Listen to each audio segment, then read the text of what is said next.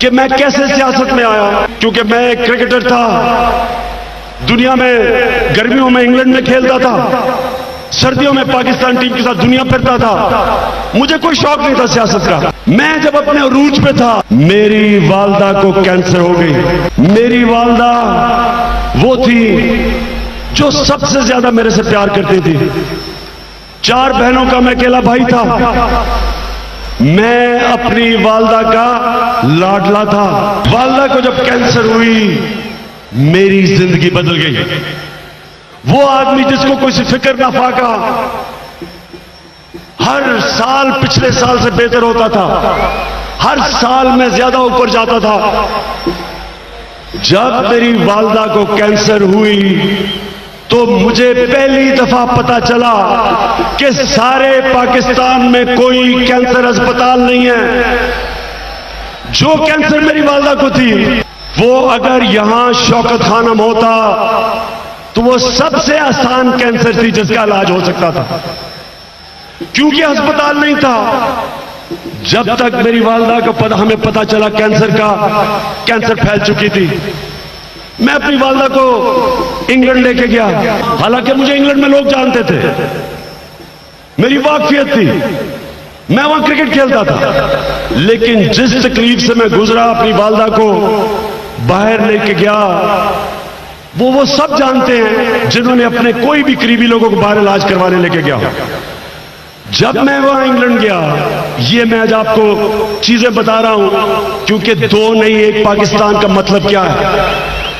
जब मैं इंग्लैंड गया तो मेरी वालदा का एक सरकारी अस्पताल में इलाज हो रहा था। मैं पैसे दे रहा था अपनी वालदा के लिए।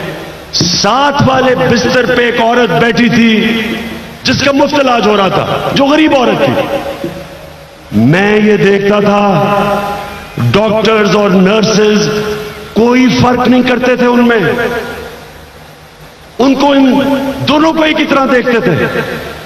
हमें याद है यहां पाकिस्तान में, यहां अस्पतालों में गरीब लोगों से क्या होता है, और फिर वीआईपी कमरे होते हैं पैसे वाले लोगों के लिए। उधर कोई फर्क नहीं उन्होंने किया।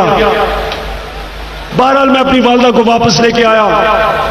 अब ये आपने बड़े गौर से सुनना है जो मैं बताने लगा हूं। मेरा ये सियासत में रास्ता आया कैसे।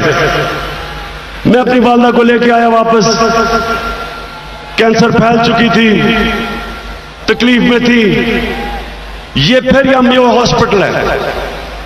ये मैं अब बात कर रहा हूं 1984 की सर्दियां। मैं यहां आया एक डॉक्टर को मिलने जो पेट की कैंसर जानता था। उसके कमरे के बाहर मैं इंतजार कर रहा। इतने में एक बूढ़ा आदमी आता है। एक बूढ़ा आदमी आता है, एक हाथ में उसने दवाइयां पकड़ी, दूसरे हाथ में उसने एक पर्ची पकड़ी हुई। जो आदमी खड़ा था डॉक्टर के कमरे के बाहर, उसे कहता है, अच्छा मैं पीछे से देख रहा हूं। अब कहता है मैंने सारी दवाइयां ले ली। वो देखता है, वो कहता है नहीं, अभी आपने ये दवाई और लेनी है। वो कहता है कितने की है वो उसे कुछ कहता है और वो आदमी मुड़ता है और मैं उसकी शक्ल देखता हूं।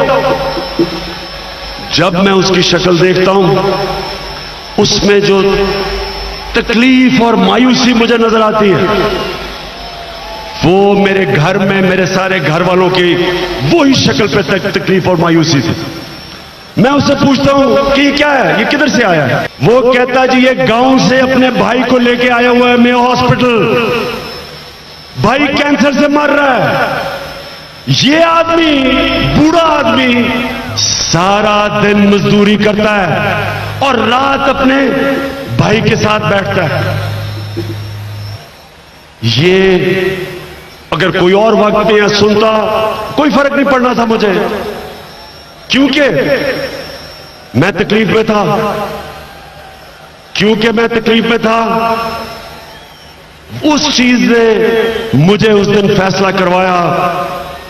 उस दिन मैंने फैसला किया कि मैं पाकिस्तान में कैंसर हॉस्पिटल बनाऊंगा जिसमें पैसे वाले लोगों को बाहर ना जाना पड़े, और जिसमें गरीब आदमी जब कैंसर की तकलीफ में आए तो उसको दवाइयों के लिए, पैसे के लिए मजदूरी ना करनी पड़े। ये था 1985 जब मेरी वालदा फौत हो गई। मैंने फैसला किया मैं हॉस्पिटल बनाऊंगा। जिधर मैं जाऊं लोग कहें जी बन ही नहीं सकता कैंसर हॉस्पिटल।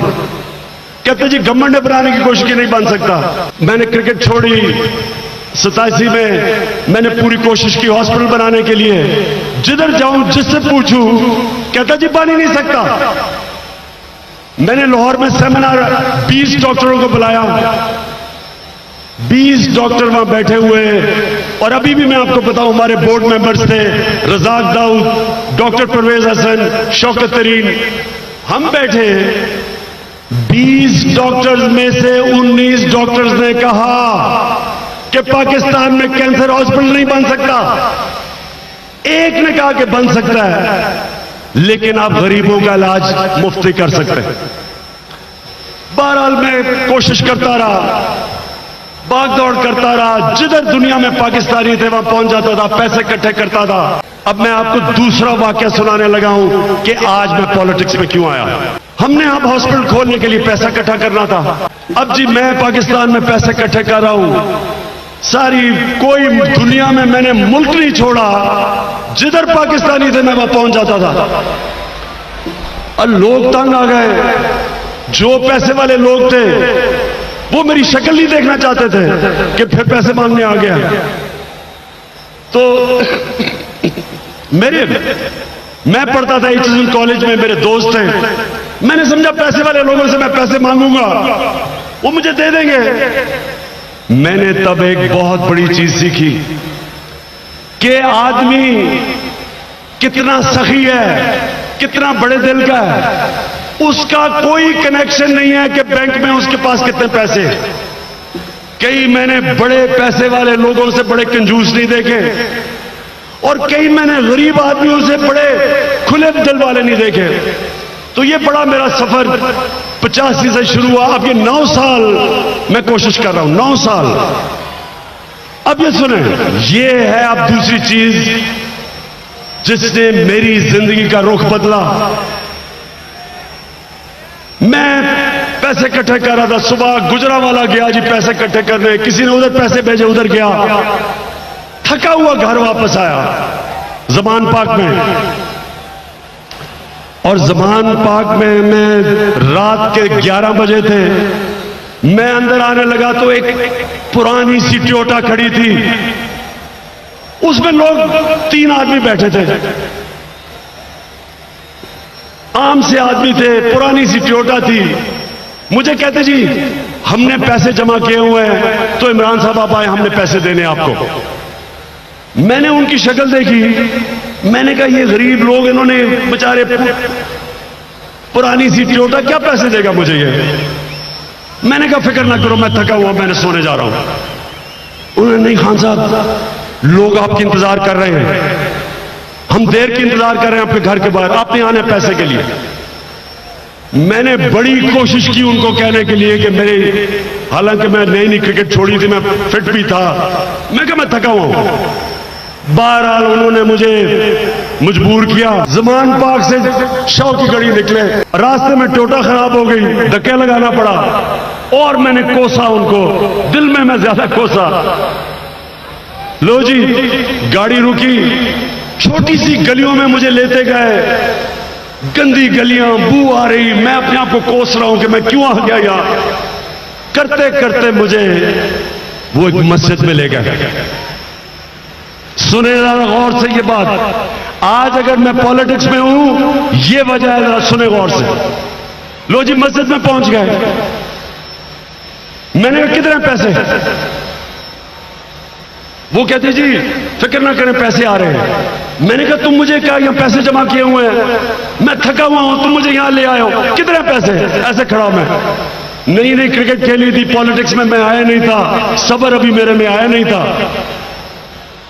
तो मैं क्या देखता हूं, लाउड स्पीकर पे मस्जिद में एक आदमी कह रहा है कि जी इमरान खान आ गए, जिसने आके चंदा देना है आके मस्जिद में दे दे। कि मुझे इतना गुस्सा चढ़ा, मैं अभी उसको गर्दन से पकड़ने लगा था, मैं क्या देखता हूं कि पीछे से आवाजें आनी शुरू हो गई। 5 मिनट के अंदर वो मस्जिद भर गई। जब मैंने उन लोगों की शक्लें देखी, गरीब तरीन लोग, कोई 5 रुपए पकड़ के खड़ा है, कोई 10 रुपए पकड़ के खड़ा है, गरीब लोग, बूढ़ी औरतें, कोई मजदूर कहता जी हमने आपको पैसे देने हैं। मैंने जब उनको देखा, मुझे इतनी शर्म आई अपने आप से, मुझे शर्म आई। अब मैं आपको बता नहीं सकता कि मेरा क्या उस वक्त उनको देख के क्या हाल था। मैं अब उनको मैं कहूं खुदा के वास्ते फिक्र ना करें, आप गरीब लोग हैं, मैं आपके पैसे के बगैर अस्पताल बना लूंगा। वो कहे नहीं, इमरान खान हम इस शिरकत करना चाहते हैं, इसमें हम अपना शेयर डालना चाहते हैं। और कोई औरत मुझे बता रही है कि मेरा बेटा कैंसर से मर गया, कोई पूछने वाला नहीं था। कोई कह के मेरी वालिदा मर गई कैंसर से। देखें, कैंसर से जो मौत होती है वो आम मौत की तरह नहीं होती। आहिस्ता आहिस्ता कैंसर दीमक की तरह जिस्म को खाती है। आप एक इंसान को अपनी सामने आप अंदाजा नहीं लगा सकते आपके सामने एक इंसान कैसे जाता है, जो तकलीफ में वो जाता है, तो वो तो खुद तो चला जाता है, अपने खानदान का बेड़ा गर्क करके चला जाता है, लोग तबाह हो जाते हैं, सालों तक लोग नहीं बर्दाश्त करते जो वो तकलीफ देखते। वो दिन था कि मैंने फैसला किया कि ये है 2 पाकिस्तान। एक तरफ मेरी तरह का आदमी जो अपनी वालिदा को बाहर ले जा सकता है, जिसको पैसे की फिक्र नहीं, दूसरी तरफ ये है पाकिस्तान दूसरा। ना इन बेचारों को रोजगार मिलता है, ना इनको जो पैसे मिलते हैं उससे खाना सही खा सकते हैं, ना हमारी रियासत इनको अस्पतालों में इलाज करवाती है, ना इनके बच्चों को स्कूलों में तालीम मिलती है कि ये माशरे में ऊपर आ जाएं। और फिर भी ये पैसे देने के लिए तैयार है एक अस्पताल के लिए। ये कैसी कौम है? और दूसरी तरफ बेहिस लोग हैं यहां। हुक्मरान चेकअप करवाने के लिए लंदन जा रहा है। शहबाज शरीफ 2 हफ्ते लंदन चेकअप करवाने गया है। सारे शरीफ खानदान बाहर बैठा हुआ है। यहां इस मुल्क में सरकार में लोग छोटी सी चीज पे बाहर चले जाते हैं इलाज करवाने। उन लोगों को क्या होता है जो इस मुल्क के अंदर बेचारे रीढ़ के मरते हैं? क्या ये था पाकिस्तान का मकसद? हमने मुल्क बनाया था कि पाकिस्तान का मतलब क्या? ला इलाहा इल्लल्लाह।